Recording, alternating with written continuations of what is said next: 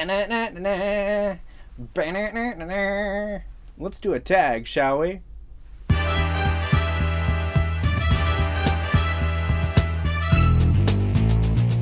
Hello, welcome to the Ponderings of Pete. My name is Pete, and of course this is my channel.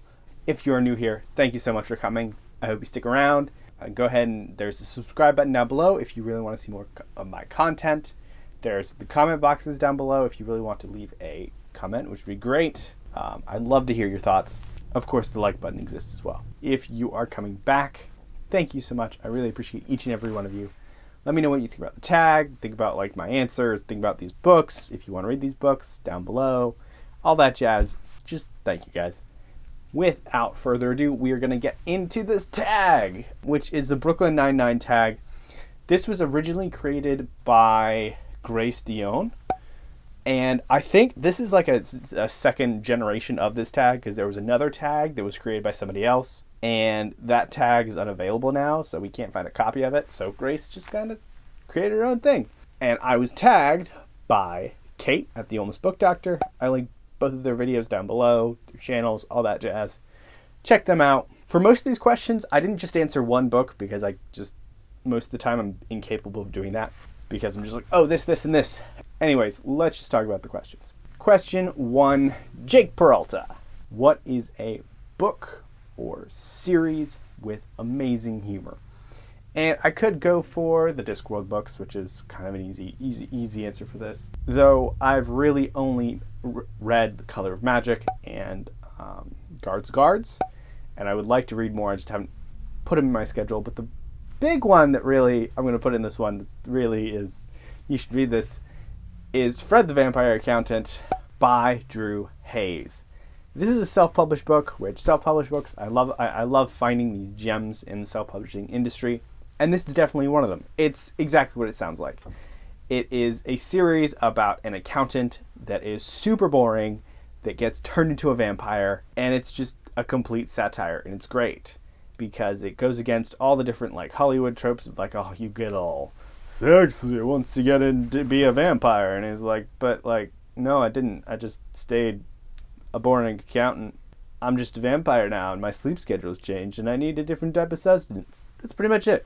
So it's fun. It pokes fun at a lot of supernatural themes. There's a great found family in the book, in the series, which is like 7 books that I haven't really completed yet.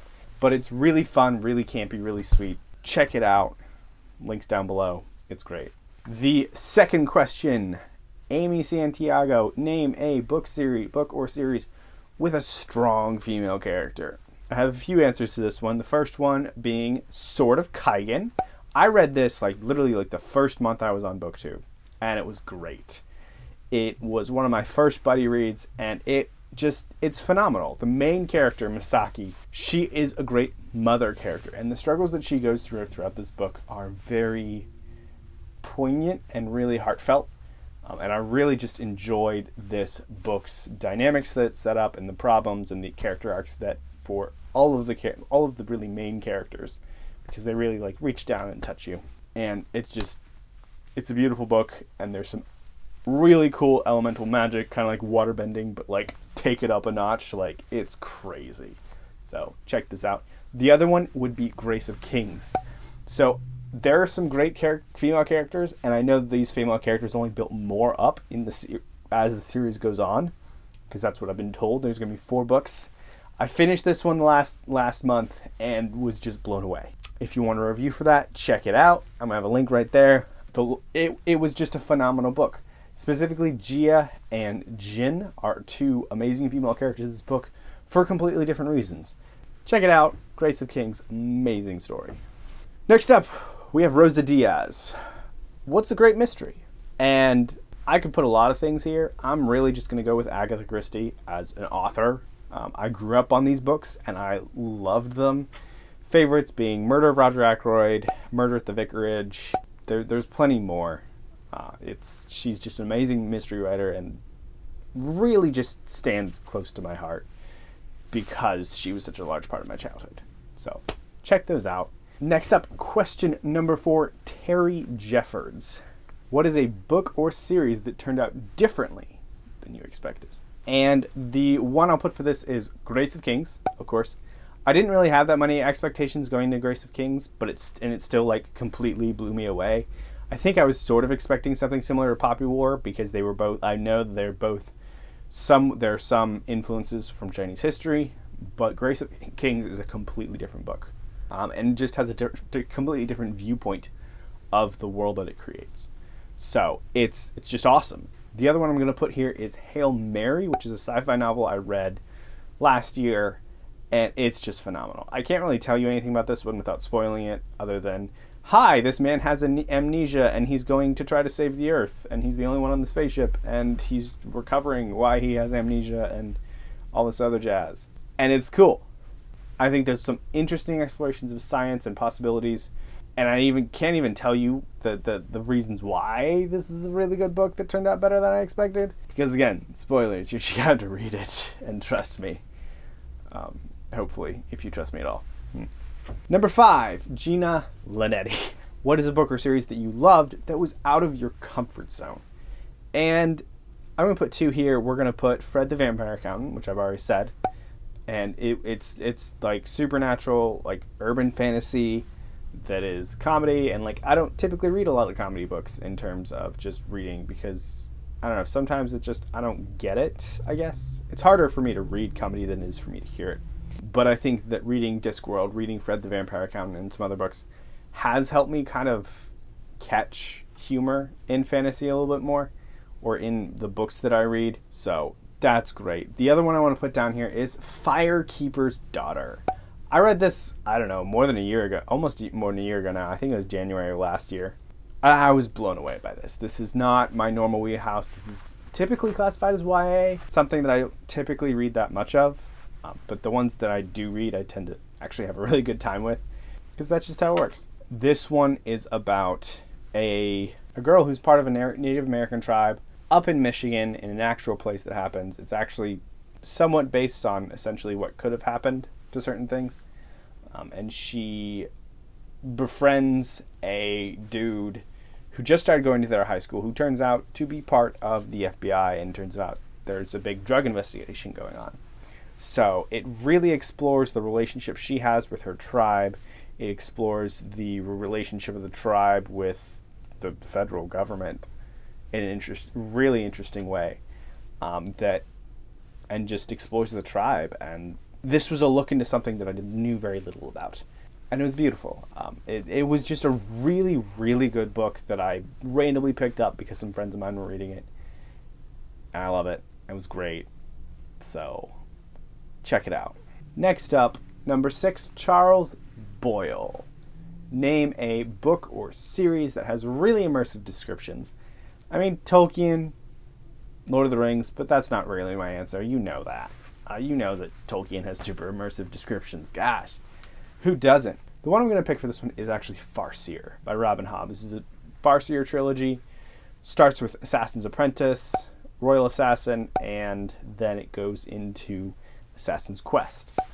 And the unique thing about Hobb's descriptions is they tend to be in-depth, but you don't notice how in-depth they are. Like, I feel like it's really easy to get lost and not bored. That is a complaint about Tolkien, and I feel like that's not an issue with Hobb's explanations, with Hobb's descriptions. I feel like they're kind of spoon-fed a little bit to you. It's not of, like, a crazy amount of info dumping all the time, but you get such a vibrant picture of the world from her descriptions. And it's great. And this is continued into the Live Ship trilogy, which I just started. And then next up, we have Jonathan Strange and Mr. Norrell, which is sitting right here because it is. I love this book, and it's not, I fully admit this book is not for everybody. It is about 2 magicians just trying to bring magic back to England. It is an alternative history book where magic, A, is real, and B, is a crucial part of England's history, considering there was, a mage king, the Raven King, who ruled over most of the northern England, which was actually really cool. Some of this is based on actual, like, fairy tales and mythology and stuff like that, and that the Fae kingdoms were actually real in this world. And it's super cool. It's a slow burn. It's a heck of a slow burn. I feel like this is something that I couldn't put down, but like it was still a bit of it's for a lot of people it is a slow burn, despite just the descriptions of the world, the descriptions of the history, and everything. The footnotes are great, and they add so much depth to the world. It's just a beautiful book. Number 7, Captain Holt. What is a book or series that subverts classic tropes?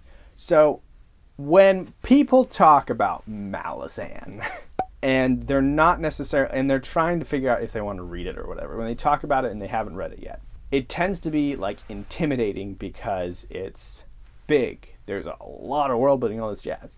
And I feel like the thing that's not stressed enough to the point that like, hey, this is actually a really cool thing about it, is that Malazan is written to subvert tropes. And what Erikson does in these books is he takes some tropes and he'll actually follow them and he'll try to explore them in a very real way. But a lot of tropes he actually takes and he subverts them, whether he thinks the trope is stupid or whatever, but he subverts these tropes and subverts your expectations. Like there are books where I didn't understand he was going to subvert the trope and I was disappointed in it because he subverted the trope. But that's because of my expectations, not because of it was bad writing. It's actually like amazing writing. But he's there to subvert tropes, and actually like part of the whole crux and premise of the series is this anti-great man trope, where a great man will solve all your problems. Like the whole like, hi, a hero come to save the world, will solve everything with the stroke of a sword. It's a critique of that. It's a subversion. It's like, hi, you can't save the world with one person. You need more than that.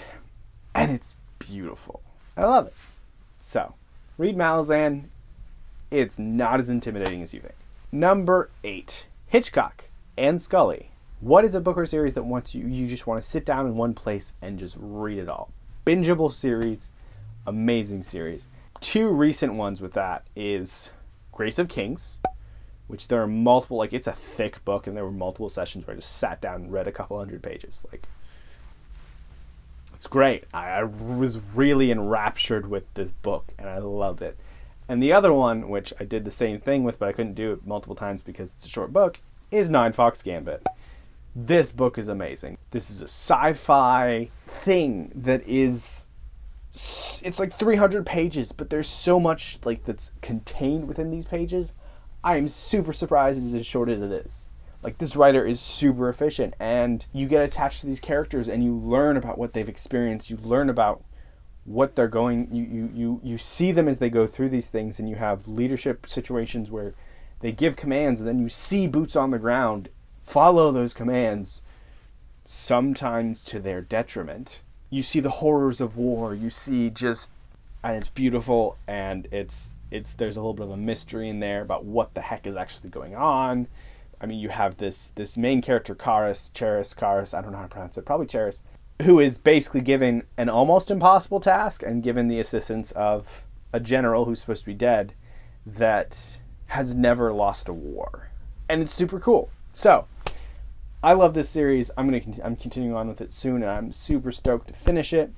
And with that, we come to the very last question outside of the tag, and that is question 9, which is Peraltiago. What is a book or series with a great romance?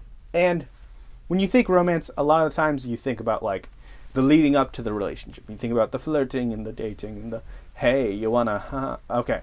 I'm not really going to focus on that. I'm going to focus on the afterwards, the relationship, the actual romance, in my opinion, which is, being in the relationship and being with somebody. And that, I think, I have 2 series. One is Grace of Kings, which is that book. I think there is a great portrayal of a relationship in a very unique situation there. And they handle their issues very well.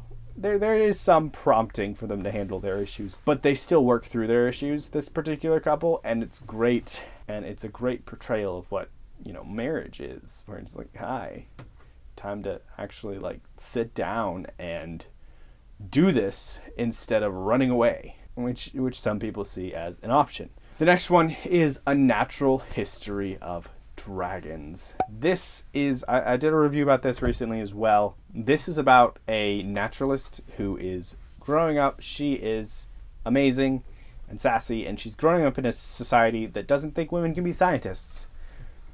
And her husband is great, Like, just their relationship is also amazing because they figure things out together. I love the trope, you could say, of a married couple coming at things together. Like, they might be at odds to start out with, but they come together, they figure out their problems, and then they face the problems head on together. Like, I think that's so cool, and it's great. And we need more of it in fiction because we have too many dating romances, essentially, where people are trying to come together. I think we need more of just like, hi, let's focus on this couple that's been together for so many years, or they're together, but now they have to figure out problems, and they have to then come together and face the problem together. I think that's a great thing we need more of. So yeah. And then the final thing with this is tag some people. And I'm going to tag 3 people. The first one is Andrew's Wizardly Reads. I think he's been tagged before, but I'm going to tag him again just in case he forgot. The next one is Evie at She Was Only Evie. I think she would love this tag, and she hasn't done it. So there you go, Evie. And then the final one is Nico from Nico's Book Reviews. Here you go, Nico. The interesting... I don't know if any of these people actually watch Brooklyn Nine-Nine, which is an amazing show, by the way. So go watch the show if you haven't. It's ridiculously funny and has some great, amazing characters in it. There you guys go. You guys are tagged. Do the tag. Do the thing. Tag more people. And for the rest of you that are watching, thank you so much for watching. I appreciate you watching. And get some rest because that's super important. Have a great night.